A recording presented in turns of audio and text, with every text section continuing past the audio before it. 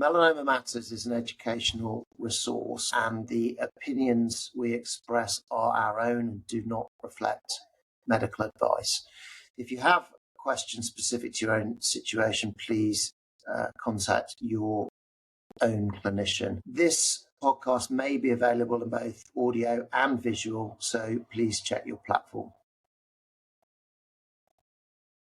Hi, everybody. Welcome to Melanoma Matters. I'm Sapna Patel. And I'm James Larkin. Hi. Today we were thinking of doing our 2024 kind of reflections, and maybe would we call them predictions or, I don't know, hopes for 2025? Certainly we wouldn't call them resolutions, because I don't feel like you and I are resolution makers. How about intentions, or good, we'll call it 2025 intentions. So because it's like a series of just, reflecting and things like that, maybe we won't do as formal a quick fire, but perhaps I could ask you, maybe we should start serious. Professionally, James, did you have any highlights, lowlights, and then something you're looking forward to in 2025? I'm trying to think of lowlights. I'm not sure I can easily think of lowlights. That's good. Yeah, but then probably I'm just the kind of person that just forgets about that stuff quite quickly, deliberately, or whether it's deliberate or not, I don't know. Highlights, professional. So I think that actually the FDA approval of lifileucel is a big thing, and we contributed to the trial, which was February this year. So I think that will be a landmark, actually, as we look back. I hope so, anyway. So that's definitely a highlight. And I think somewhere we speculated on availability of lifileucel here, and you forced me to make some sort of guess, I think. I can't remember. But I think I said May, didn't I? Or did we say Q2? I'm not really sure. This year, 25. We'll see. We would have to do a fact check inside of a podcast, which I am not equipped to do at this moment. I have no idea. No, and also I'm not sure we kind of highlighted that in particular. I think it was almost like it was a question in passing. And then the other thing I suppose I have to say is the 10-year data from Checkmate 67, as well as the conversation with Eric Rubin. Yeah. When I didn't realise it was Eric Rubin until he told me. So that was not. Yeah, that was great. And Jed said that, Jed Wolchok, in whichever episode when we talked to him. So that's obviously I think a landmark for everybody that was involved in the trial. Yeah. And actually, so now today, what is it today? 6th of January, 25. And so the paper's just out in hard copy. So that was great. I don't know. That's enough, isn't it? 2 things. I'm struggling to. That's pretty great. I think your personality may be like mine, like many others, where you don't tend to dwell on the low moments or the low lights. Although truly, probably life teaches us a lot from those low moments. So professionally, hopefully there wasn't anything terribly major for you, though. Certainly, probably there was. Who knows? I have the same capacity to not remember that, to insulate my brain, Yeah, so maybe if there's a learning, you think about that at the time. Yeah. And then I wouldn't dwell on these things afterwards. I heard somebody, it might be Arthur Brooks, who had a podcast called The Art of Happiness at one point. He might have said keeping a failure journal is actually quite helpful. So in the moment, I know, I think the practice sounds really useful. I can't say that I've done it. Maybe I should plan for it for 2025. But he says, in the moment, jot something down when, it just unsavory happens. Car accident, whatever the issue is that feels like a setback or a disappointment or a failure, write it down and just feel how you feel about it. Write down that I feel disappointed, frustrated, this is going to cost money, time, whatever. Then put a reminder on your calendar to come back to it a month later and see how you feel about it. And probably you still feel the same way because you're still extricating yourself from that event.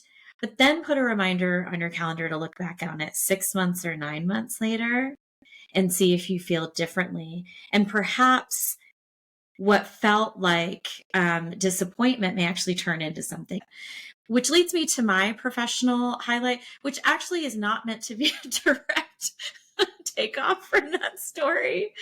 But, I changed jobs in 2024 and had really, for the first time in a long time, I had been at that previous job since 2008. I moved to Houston. Thought you were showing me something with your Ramones mug there, but no, just the Ramones. Got it.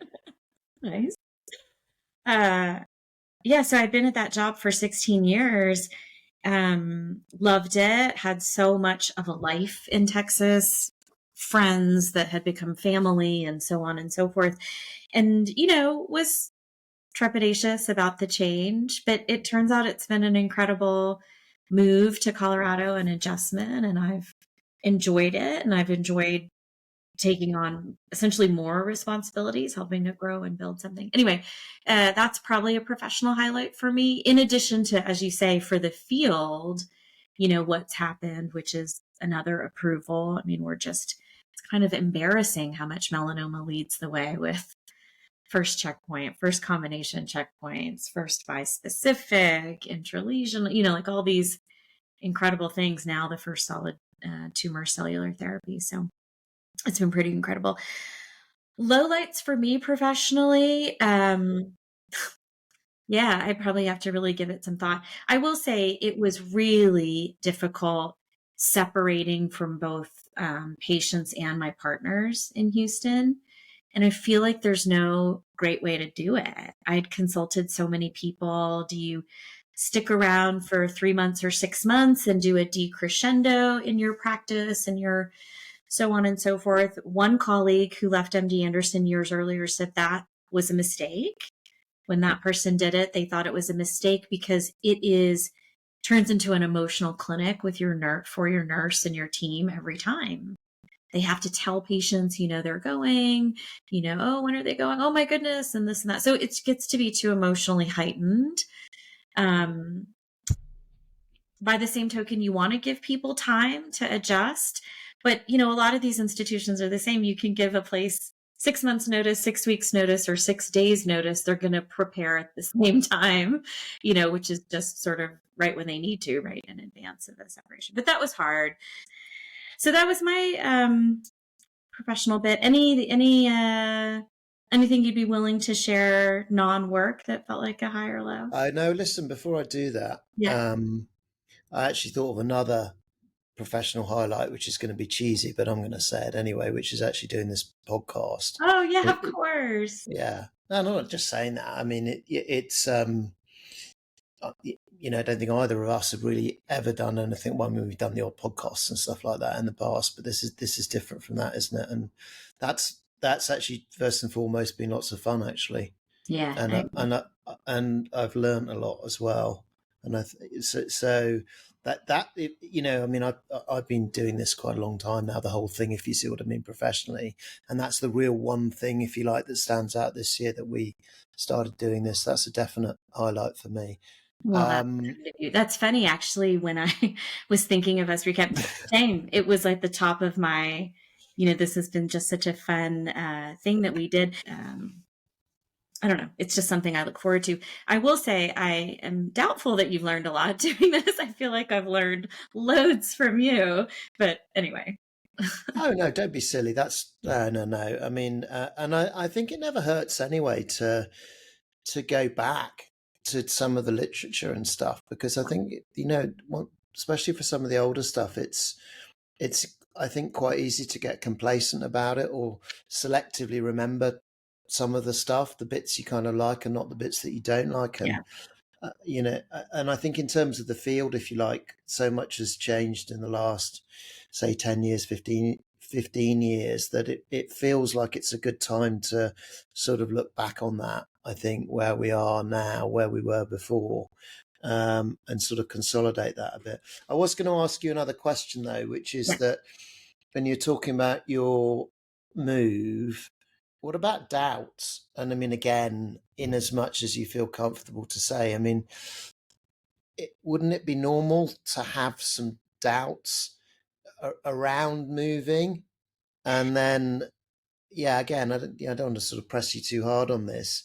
How's that been a part of the last 12 months, let's say? Yeah, that's a really fair question. You know, I lived it here before 20 years ago, almost 20 years ago, 19 years ago. So I knew I had friends here, but all the things go through your mind. Professionally, will I succeed, or have I overinflated my abilities to do well in the job? You know me well enough now to know I don't suffer from low self-esteem, but there's a way that, you know, you can certainly self-doubt, especially when you go from being on a payroll for so long. You know how to do that job so well, and you know how to be a good worker. Do you know how to be a good leader? And we don't know this about ourselves until you kind of step up and do it. There's a quote from Teddy Roosevelt, something akin to let us not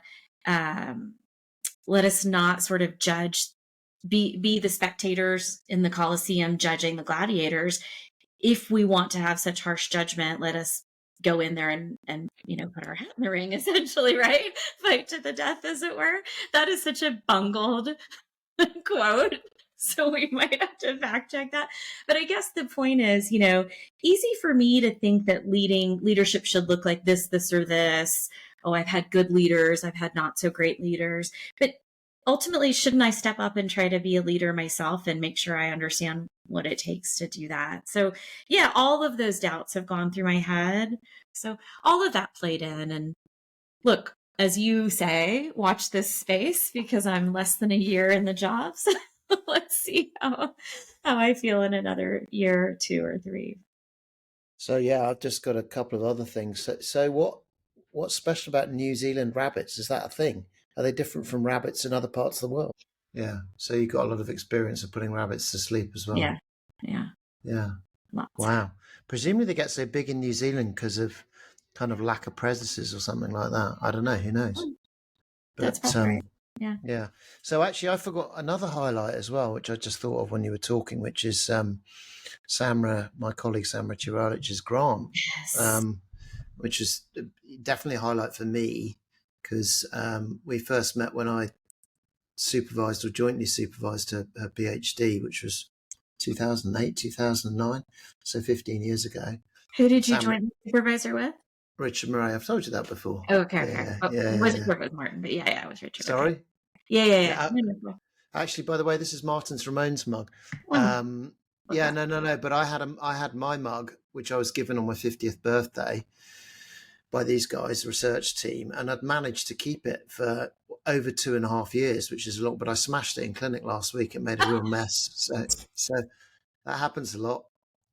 So Martin's mug's been up there on the shelf that whole time, and I thought, maybe now's the time to use it. So anyway, sorry? New year, new mug. Yeah, I guess. Anyway, so Samra got this grant.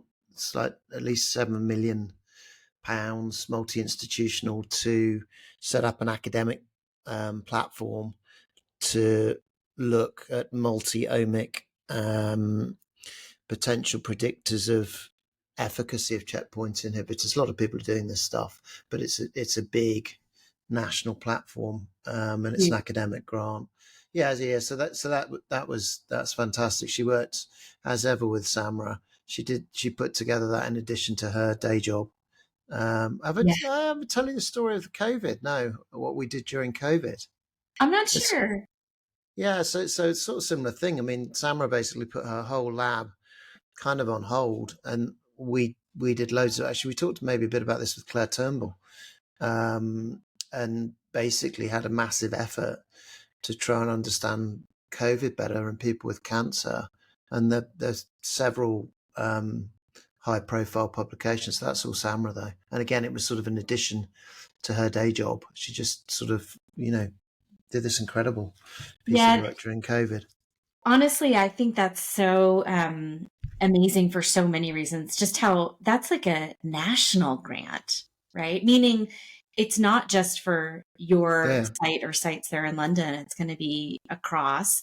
It's like you said, multi-platform omics sequencing. It has some cool name too. I was just trying to find it, but I couldn't find it. Manifest.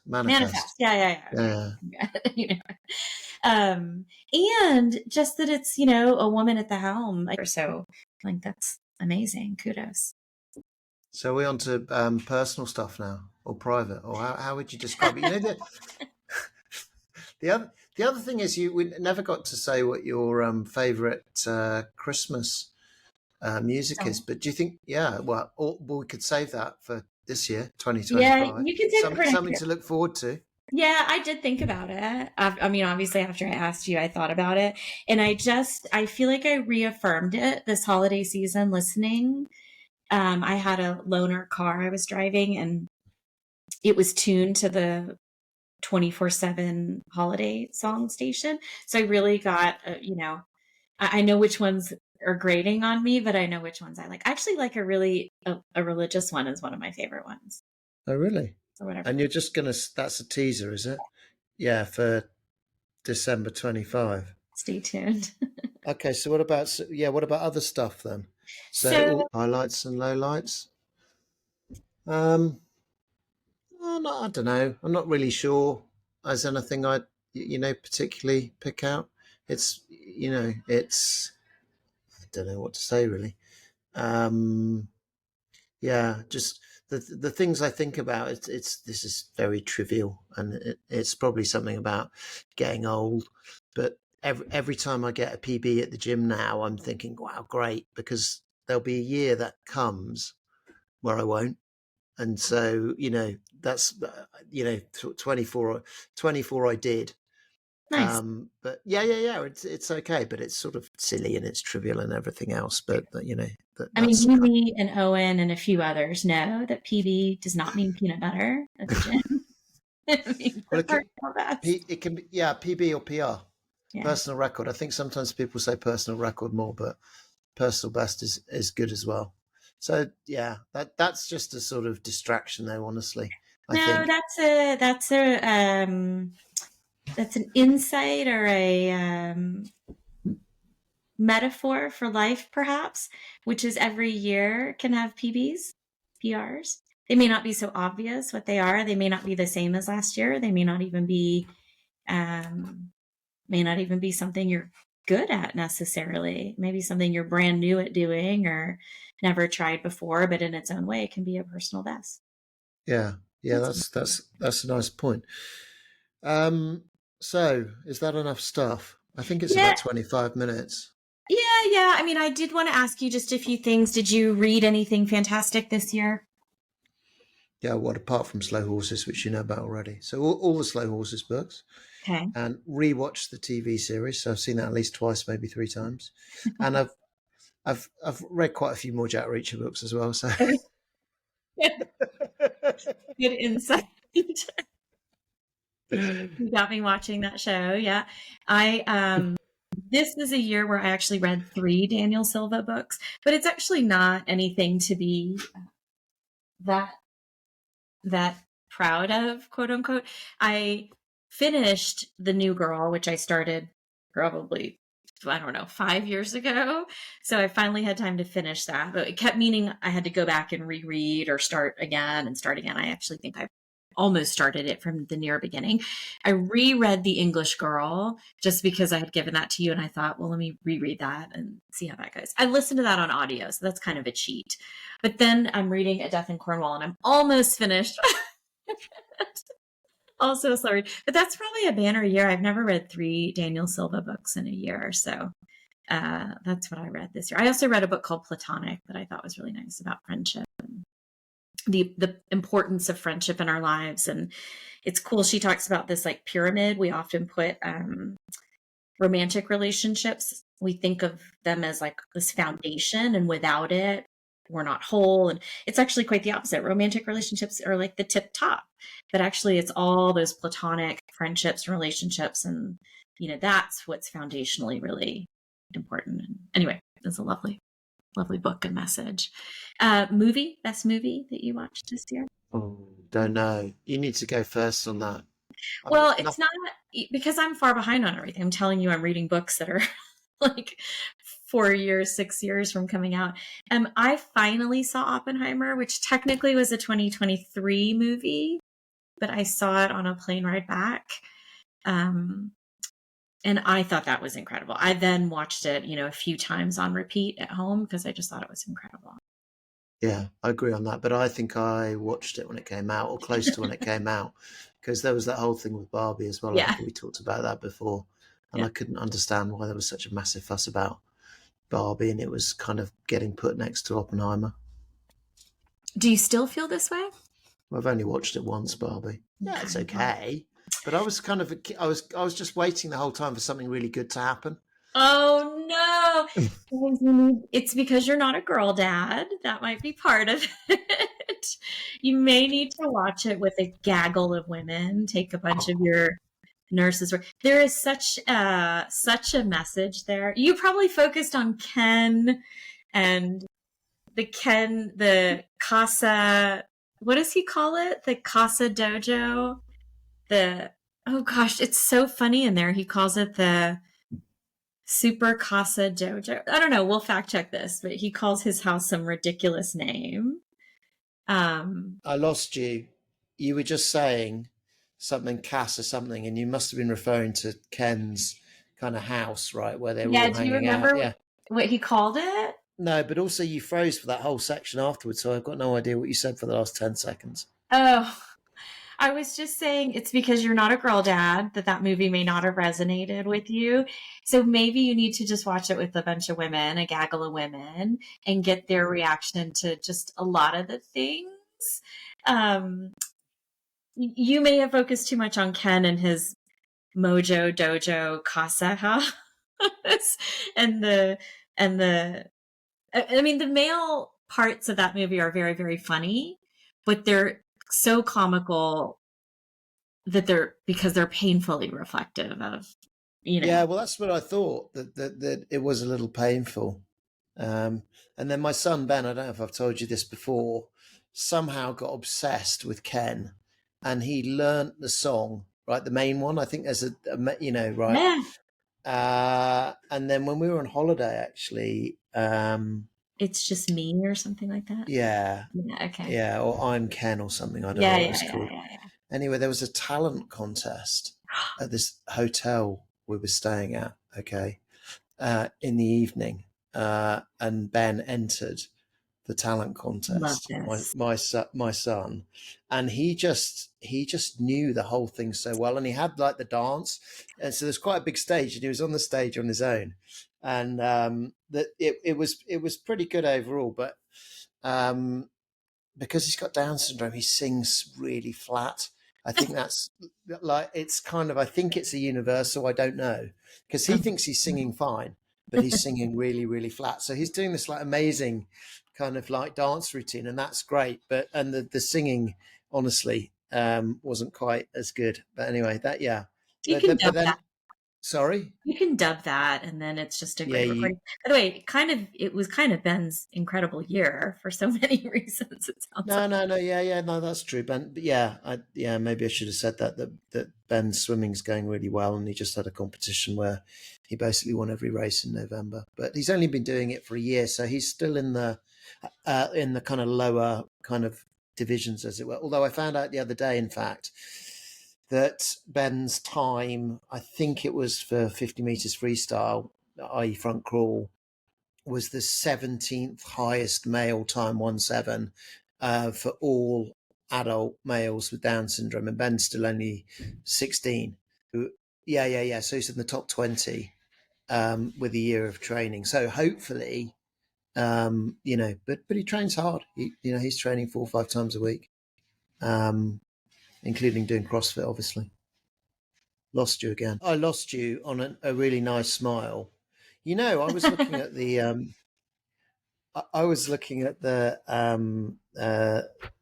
Spotify the other day, and one of the recent pictures of you, the still, I don't know if you did this deliberately. Yeah, it's a slightly scary face. The one with the hats on.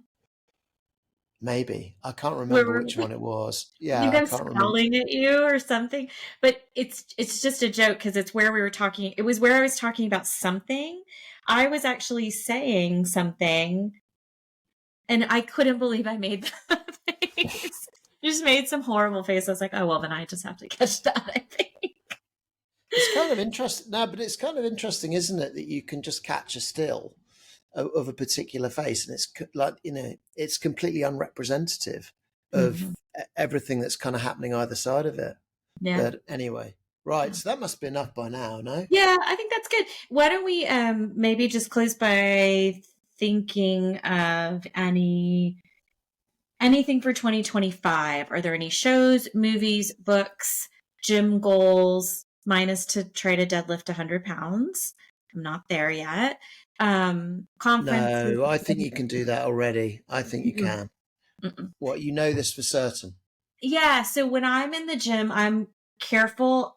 90 would be the one where I can pull maybe one or two. I don't have a belt, and so like I'm very careful not to injure. So 70 I can do, 80 I can do. 90 I'll probably just get too much in my head about it, and I'll usually just do one. Maybe I'll do a second, but then I'm a little nervous. My lower back is gonna give. So maybe if I got a belt, I would be safer. I'm close. No, would not be safer. No, don't get a belt. No, I Okay. mean, I don't. Some people do deadlift with belts. I mean, professionals obviously do, but I've never done that because the risk with using a belt is you sort of rely on the belt for certain aspects of the That's lift, right. and you go beyond what is safe weight for you. Yeah. And there's like considerable. I mean, I've certainly injured myself loads from deadlifting. Can you hear that background noise? Do you know what that is actually? So you wouldn't have seen this, but the corridor outside was decorated by Kemmer, who's Uh, one of the yeah, exactly, the research practitioners in our team. So Kemmer spent loads of effort like wrapping up the front of the doors, all at this end of the corridor, and then they have a hospital best decorated yeah. department award every year. We won. We Oh, just you found did out it? yeah, second year running. What was So your we door? well, it's wrapping paper. I mean, it No, it wasn't wasn't. anything. In Houston, it used to be get super nerdy. Like it was the microbiome door that won one No, year. no, no, no, no, no, no, no, no, no, no. This was just a sort of Holiday. generic Christmas thing, basically. Yeah, so we won. So that's And good. So that's something for 25 because we're on a hat trick now. So yeah, if yeah, we yeah. win this year, three in a row. Sorry, By you're the going to way, say? you were pretty judgmental about Christmas decorations going up before December. You were pretty judgy about them being up already at the end of November. I'm going to leave my tree up at least another week into the weekend. Why are you so aggressive about taking down things so quickly?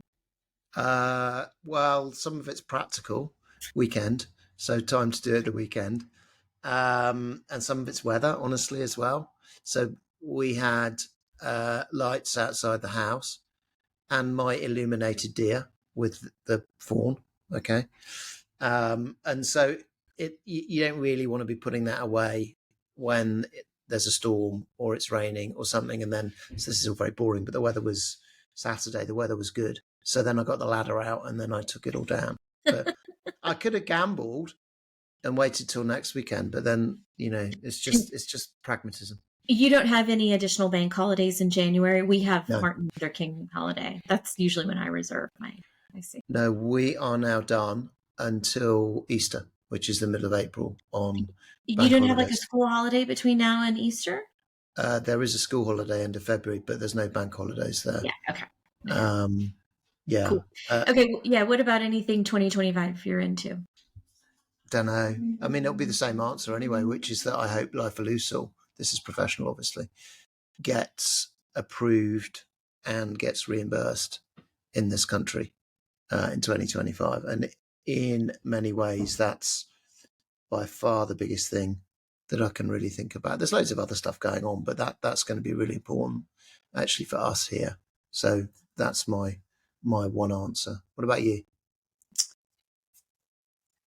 I hadn't thought professionally. I should probably do that and think about intentions for 2025. I'll get there. I want to read the Malcolm Gladwell book, Revenge at the Tipping Point. I want to read the new Yuval Harari. I actually have them both. I just will get around to it when I get around to it. I want to watch that movie, The Substance, which is about aging. And then I just want to, I want to be present and set personal bests. I like the idea that each day can be better than the previous, or you walk into each day with more knowledge than you had the previous day, which can only be an asset. So I like that mentality. And then I was thinking of any conferences I was looking forward to. I'm looking forward to ASCO this year for reasons that you know. I mean, not professional.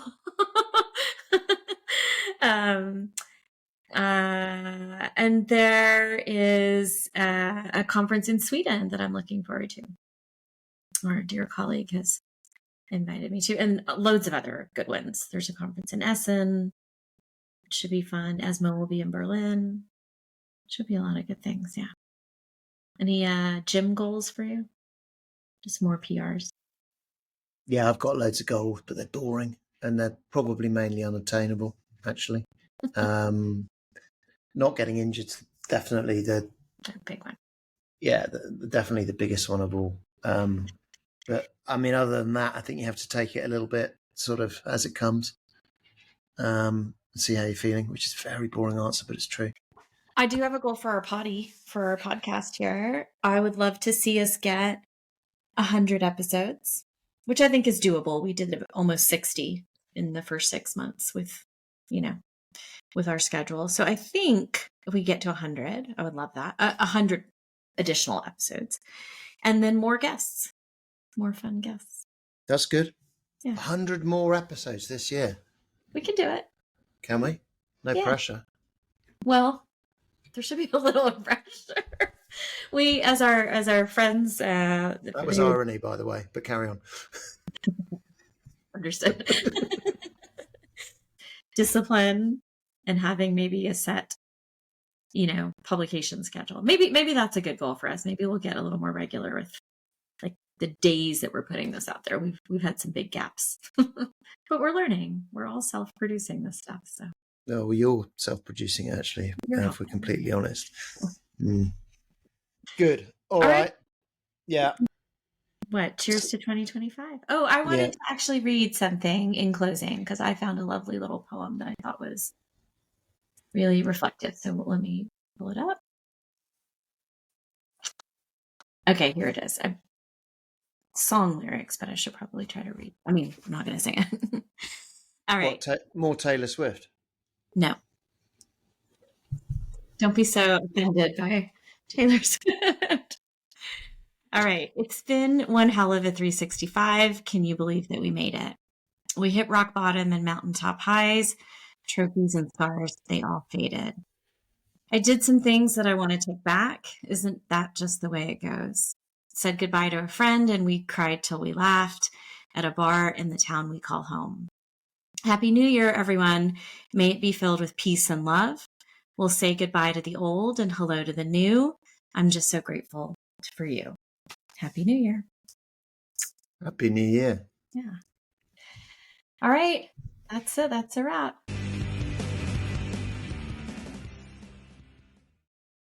Yeah, I'll see if I can trim it.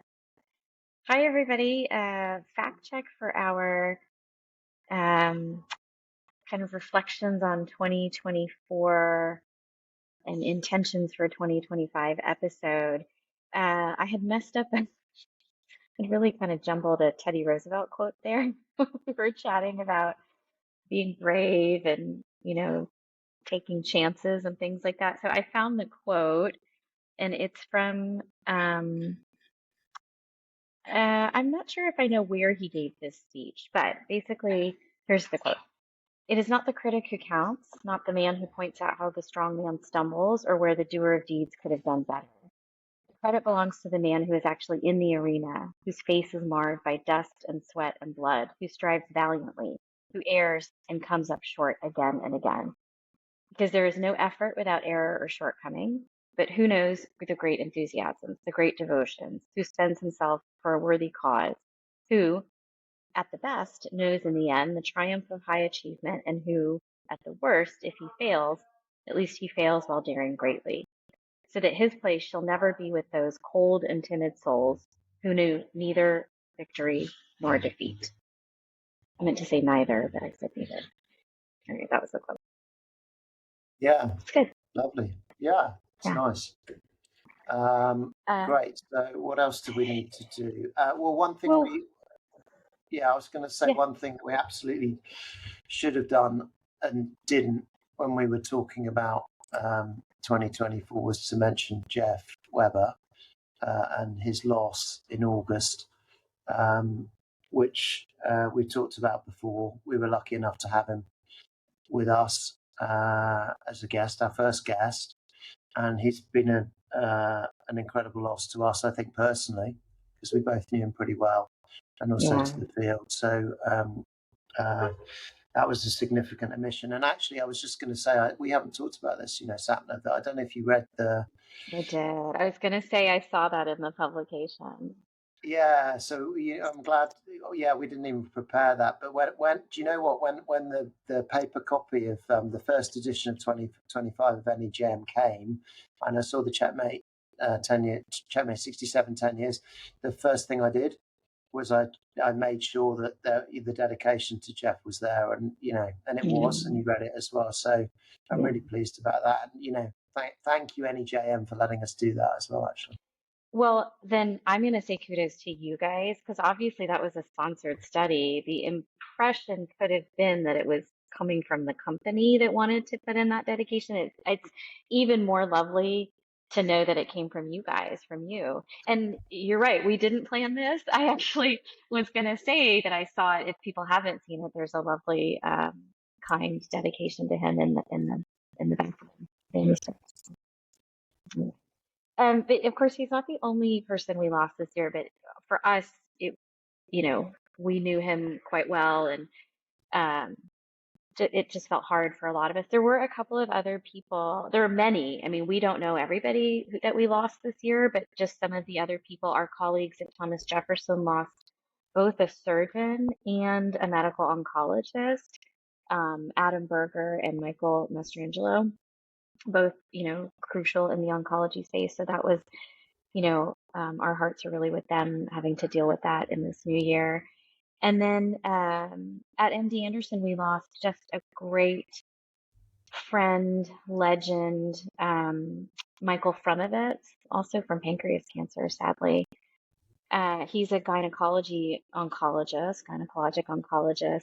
And so we shared lots of mucosal melanoma patients. He was a great colleague, a great friend.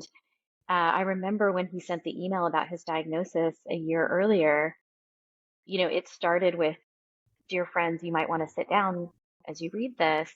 And I was still standing, but I barely got to the second sentence. And then I did realize I had to brace myself and sit down. And then unfortunately he died. And, James, when I was in Houston for SITC, I was staying at the house of, it's a former patient,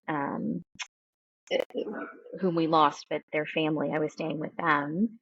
And Michael Frumovitz was the high school teacher to the kids.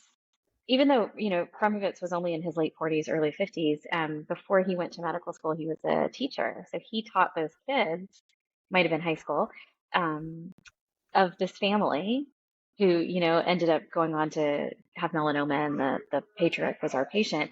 And so that loss is felt like even bigger, right? Not just in the medical community, but all these kids that he ended up teaching, all these families he was a part of. And we have an MD Anderson conference next week in Steamboat, and there's going to be an inaugural lecture in his honor there. So anyway, ironic that it's on today of all days that we're talking about this, I realize. And then there was something else I think we were going to talk about. Oh, we just wanted to also, we realized as we were reflecting on our 2024 and start of this podcast, by the way, we'll get better at this. We obviously don't script this thing. We forgot to just acknowledge our guests that we had on. We sort of said it, we want to have more guests in the new year, but we forgot to actually call up the people that we did have. I can read off the list, or you can read off, or we can just remember the name. You do it. But before you do, why would we want to kind of script it? That would be boring. It's much more fun not to. No, Go on. I mean, I'm not sure how easy this is to listen to for people. It's certainly easier for us just to be off the cuff like this. But as you mentioned, Jeff was our first guest. We did it pretty straight after ASCO, and he gave us his highlights. And that was, fortunately for me, not the last time I saw him in person. Wait, that was the last time I saw him in person. I had many a call with him after that and Zoom calls and so forth, but now I'm realizing that actually was the last time I saw him. So, yeah, pity. After Jeff, we had Christian Blank on to talk about Medina. We had Jed Wolchak to talk about your Checkmate 6-7 10-year final work. Bettina Ryle was on talking about Melanoma Patient Network Europe and just, her role in this space. Allison Betoff Warner, Exercise Oncology, which was very cool. It's one of our most popular episodes as I go back and see the numbers. Checkmate 067 is by far the number one. Didn't we talk about TILs a bit as well there? I mean, I realised quite a fair amount of it was about exercise oncology, but I think we talked about TILs a bit as well. Fairness to Alison. Yeah, that's probably right. I hope I titled that episode correctly then, because I just titled it Exercise Oncology, I think. And TILs. No, it says TILs. Okay. I'm certain. Okay. I'm certain. You're right. We did talk about it because she had that oral presentation at SMR showcasing that work. We talked to Tony Rebus, which was great fun for us to do. We had lots of fire engine noise in the background for that one because we were live on the streets of Chicago. And then Mark Berries. And Mark was a great time too. He had great quips from Don Morton and stories about Myron Thomas, et cetera. So that was a good one. And it sounds like that episode's been really well received by some surgical colleagues in the field too, which is great. But we did. So great. Thank you to all of our guests. A shout out to them. At some point, we will get our act together and potentially send them a nice little thank you card or gift or something like that. I feel like we've been talking about this for a minute. Life has just gotten away. But thanks to our 2024 guests, and thank you in advance for our 2025 guests. Yeah, thank you. Anything else? Don't think so. Cheers. I'll stop it. Cheers.